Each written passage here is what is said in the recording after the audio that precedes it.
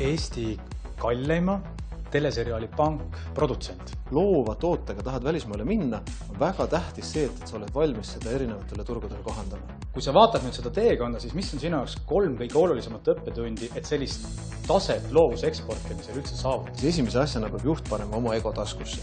Päris paljud imestavad, et miks sa vahetasid kultuurimaailma reklaamimaailma vastu. Minu arvates asub Eesti kõige tähtsam maavara, kui seda nii isegi saab. Siin 2 kõrva vahel. Nii väikene riik nagu Eesti meil on, me peame siit üha rohkem eksportima oma teadmisi. Kohati mul on jäänud selline tunne, et nagu julgeta mõelda suurelt. Kes tegelevad ettevõtlusega, nad ei mõtle oma võimalikku sihtgruppi juba eos piisavalt suureks. Tervitus! Te vaatate ettevõtlus- ja turundussaadet Impact 8020 ja mina olen Kristjan Raude. Tänane saade on väga eriline, just eriti 2 mõttes. Punkt 1, me teeme seda laivis 170 inimese ees, kes osalevad digiturunduskonverentsi Digital Minds. Ja punkt 2, see on viimane. Sellises formaadis seda saadet enam ei tule. Ma tahan suurelt tänada kõiki inimesi, kes olid selle saatega seotud tegemise poole pealt. Kindlasti ma tahan tänada kõiki neid osalejaid ja saatekülalisi, kes on olnud siin toolil ja väga huvitavaid mõtteid jaganud. Ja kõige rohkem, kallis vaataja, ma tahan tänada sind. Sest tänu sinu toetusele, tänu sinu vaatamistele, kommentaaridele, personaalsetele kirjadele mulle, me oleme jõudnud üldsegi nii kaugele, et me võime öelda, et me oleme järgmist 20 saade. Aitäh sulle, päriselt ka. Aga nagu ma ütlesin, igal projektil on lõpp. Sellises formaadis on see kahjuks viimane, aga selle saate nimi elab edasi digile spetsialiseerunud reklaamiagentuuri Impact 8020 näol. Ja meie viimaseks saatekülaliseks ongi eelnimetatud reklaamiagentuuri uus tegev ja loovjuht Paul Aguraide. Tere tulemast! Tervist, aitäh! Ja et me täna räägime Pauliga teemal, kuidas edukalt eksportida loovust. Enne liitumist Impacti agentuuriga juhtis Paul 7 aastat Eesti üht värvikamat teatrit No99. Ja viimane projekt oli tal EV100 konkursi raames auhinnatud kodumaine teleseriaal Pank, mis pole veel tegelikult veel ekraanidele jõudnud. Ma alustaks võib-olla seda konkreetse küsimusega ja väitega. Minu arvates asub Eesti kõige tähtsam maavara, kui seda nii isegi saab. Siin 2 kõrva vahel, musklina. Kuidas teha nii, et punkt 1 seda teadustatakse, punkt 2 seda väärtustatakse ja punkt 3 julgetakse ka sihtida kõrgemaid kõrguseid, et saavutada päriselt see maailmaklassi tase, mida on võimalik eksportida? Ma olen suga täiesti nõus, et selles suhtes nii väikene riik nagu Eesti meil on, me peame siit üha rohkem eksportima oma teadmisi. Me ei suuda võistelda nendega, kes ekspordivad füüsilist tööjõudu, me ei suuda nendega, kes ekspordivad midagi, mis on füüsiliselt valmis tehtud. Aga mõtted, ideed on üha rohkem need, mis loevad maailmas järjest rohkem. Siit on võimalik leida ideid, väga palju ideid, aga on tugevalt puudu sellest, et kuidas neid ideid müüa rahvusvaheliselt ja kuidas need ideed ehitada nii suureks. Ja kuidas ise uskuda sellesse, et need ideed on nii suured, et need võiks müüa ka Eestist välja. Aga kuidas teha niimoodi, et seda päriselt ka teadustatakse? Kohati mul on jäänud selline tunne, subjektiivne tunne, et nagu julgeta mõelda suurelt. Et mis siis nüüd mina siin niimoodi, et kes minust ikka hoolib ja kes minu teadmisi ikka hindab? Kui võtta näiteks Eesti ettevõtlus, üldse Eesti inimeste valmisolek olla ettevõtja, siis see on statistikast, uurimustest näha, et väga vähesed inimesed Eestis on valmis tegelema ettevõtlusega. Ja ka need vähesed, kes tegelevad ettevõtlusega, nad ei mõtle oma võimalikku sihtgruppi juba eos piisavalt suureks.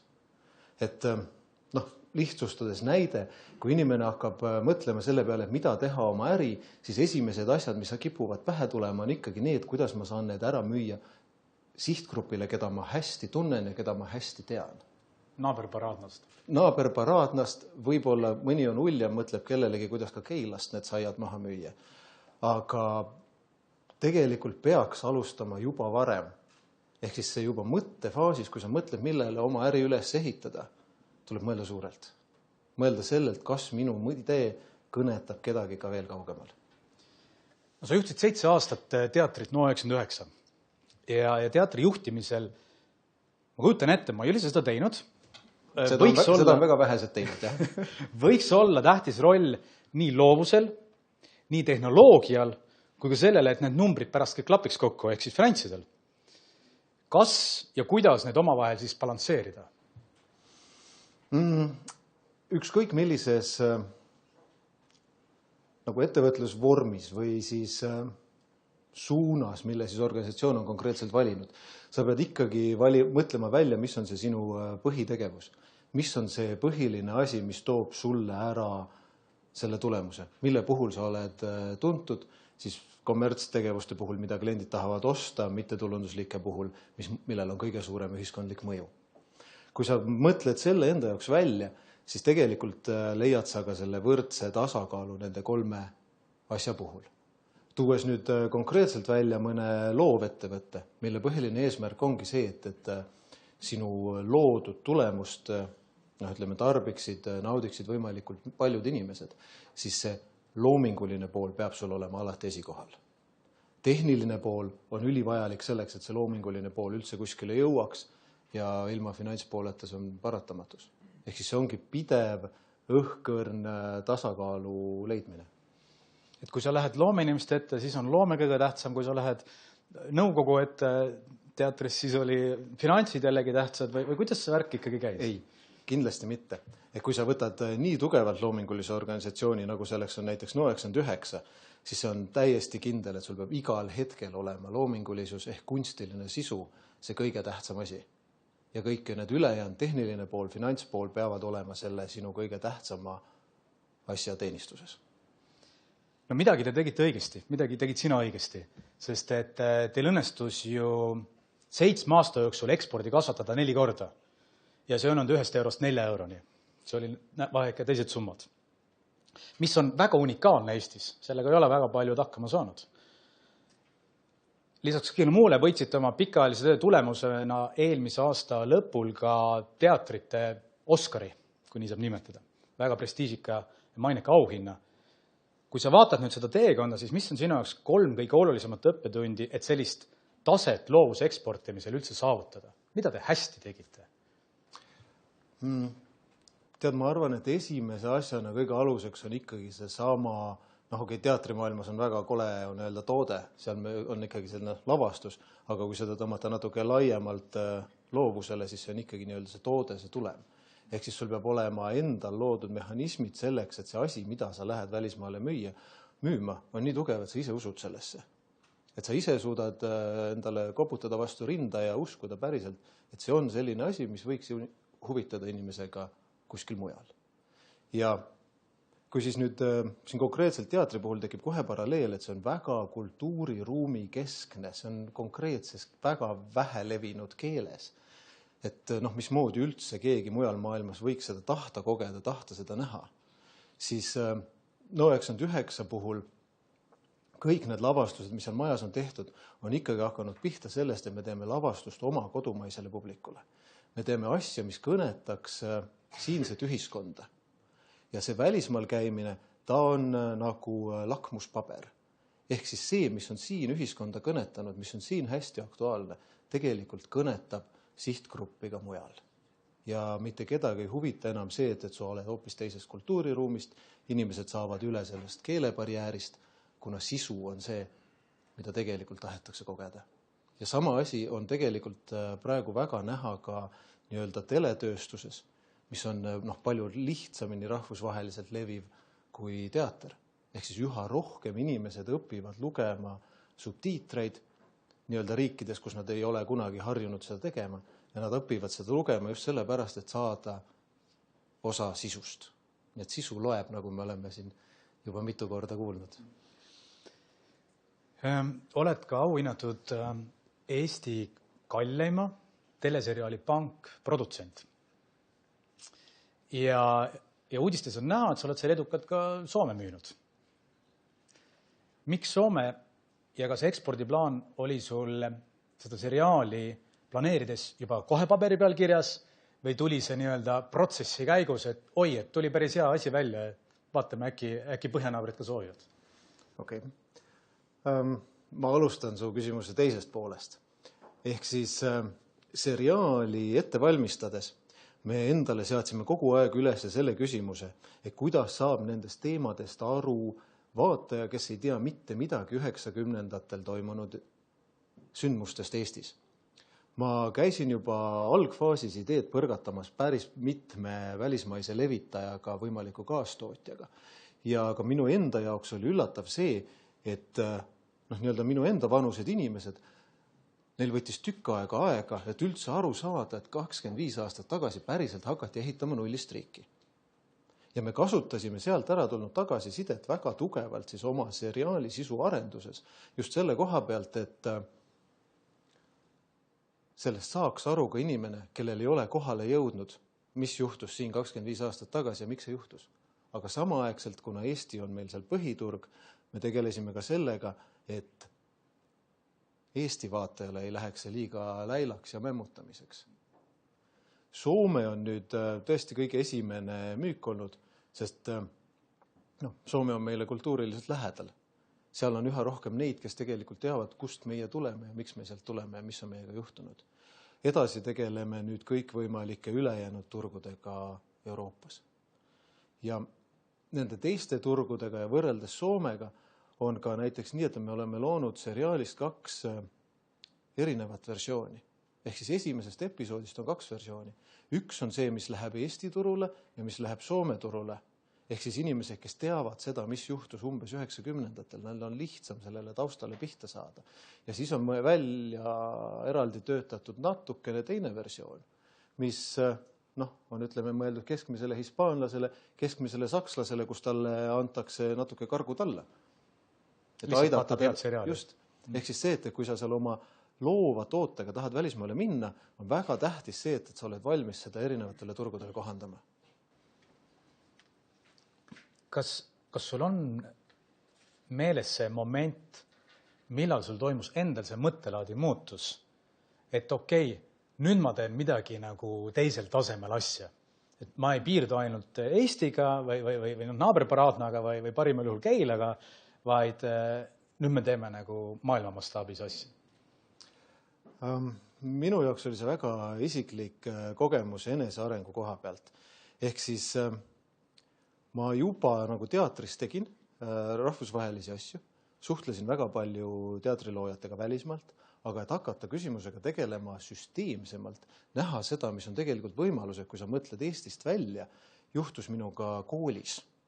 Ehk siis põhimõtteliselt ikkagi oma kalli kaasa, kuidas nüüd ilusti öelda, et siis tungival vihjamisel otsustasin täiskasvanud inimesena uuesti ette võtta haridust ja läksin tegema omale Inglismaale magistrikraadi.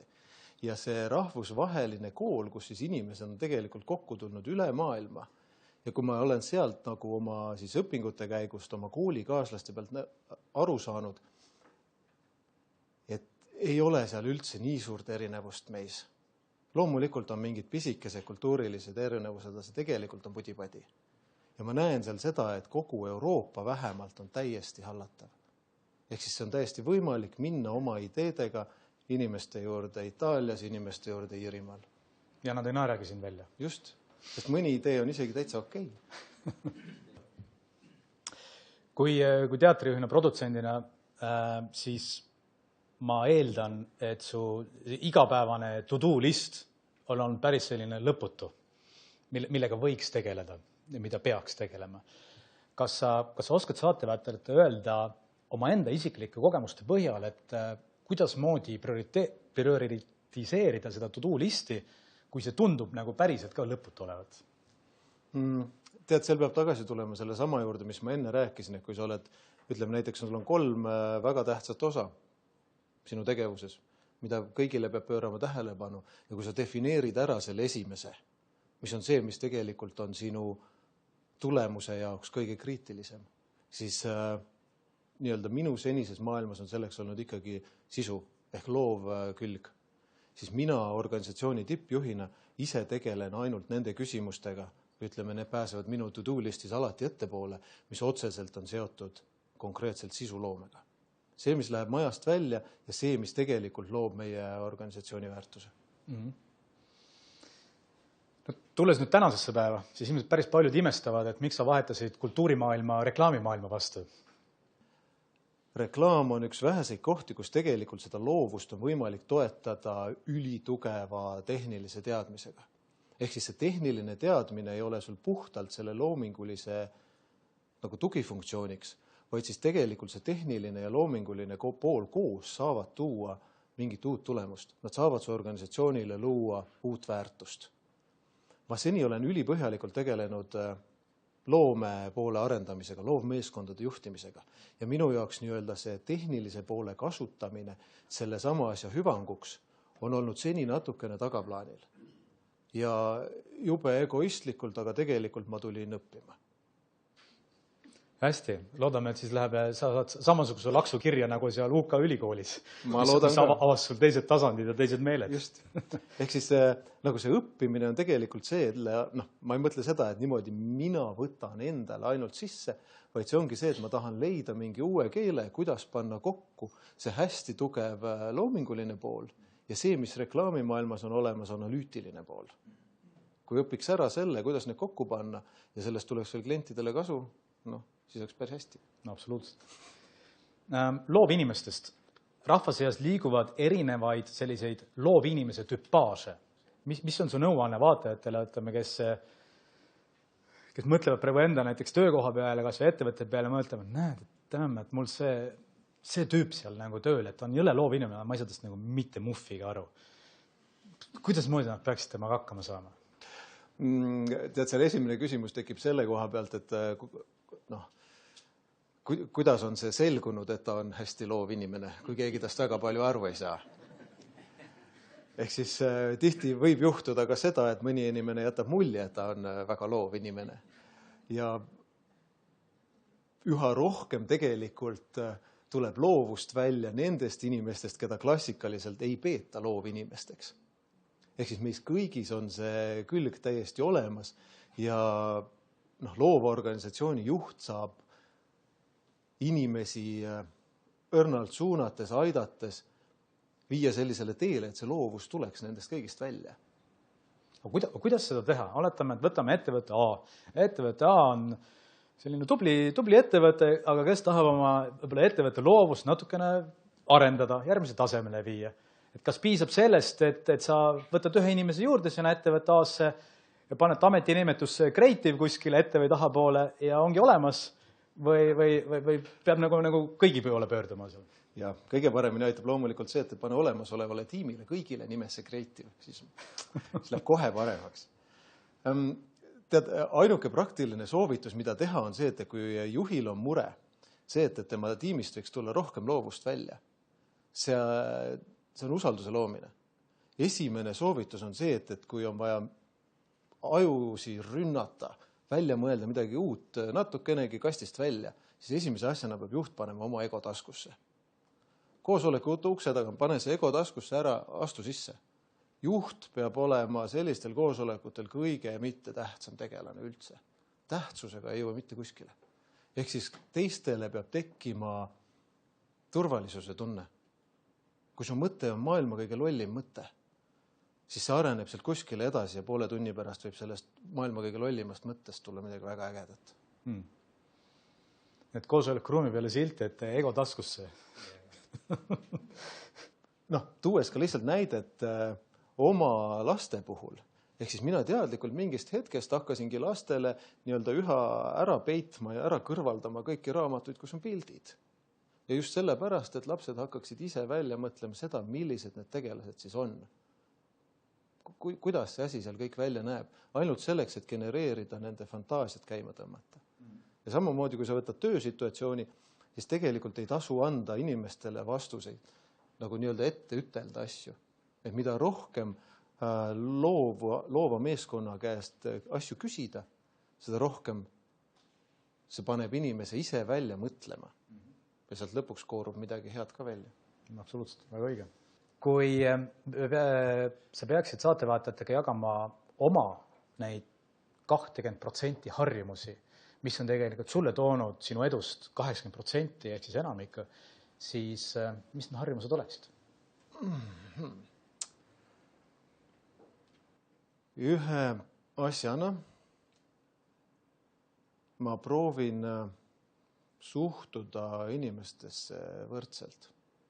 See on väga palju seotud selle ego taskusse panekuga. Ehk siis loomulikult kõikides organisatsioonides on oma hierarhiad. Inimestel on erinevad meeskonnad, erinevad töögrupid, süsteemid on paigas, mingid organisatsioonistruktuurid. Aga juht, kes tahab, et tema organisatsioonis tekiks loovust soodustav turvaline õhkkond, peab suhtuma absoluutselt kõikidesse täiesti võrdselt.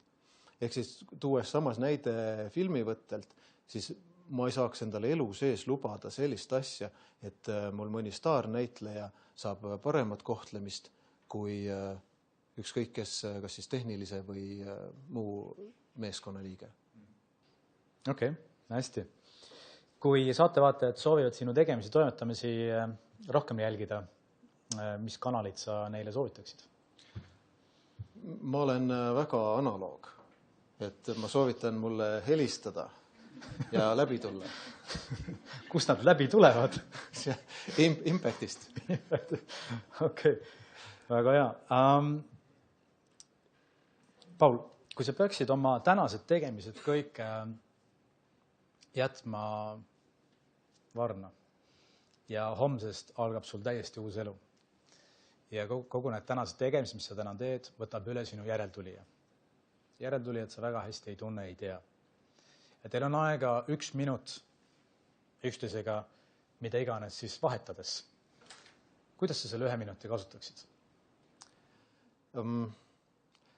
Ma rõhutaksin talle, et kõige tähtsam on olla uudishimulik. Et kui need asjad, mida ma peaksin siis kõik praegu käest ära andma, need tuginevad ikkagi sellele, et sul peab olema siiras ja sügav uudishimu selle vastu, mida teevad inimesed sinu ümber. Kui sa tunned huvi selle vastu, mida teeb su kolleeg töös, mida teevad sinu partnerid oma ettevõttes ja sa päriselt kuulad, sa oskad sealt lõpuks need vastused ka välja võtta. Väga hea, suurepärane nõuanne. Aitäh sulle. Aitäh. Igal juhul aitäh sulle saatesse tulemast. Jõudu jaksu sulle uutel väljakutsetel, uutel maastikel ja kallis vaataja, aitäh ka sulle seda saadet vaatamast ja kõiki neid eelmisi osasid samamoodi vaatamast. Jäta siis meelde, pane ego taskusse ja ole uudishimulik. Mis seal ikka? Selleks korraks on kõik ja selle saatega on ka kõik, aga ära muretse. Eesti on nii väike koht, maailm täpselt samamoodi, küll me kuskil ikka näeme. Tšau!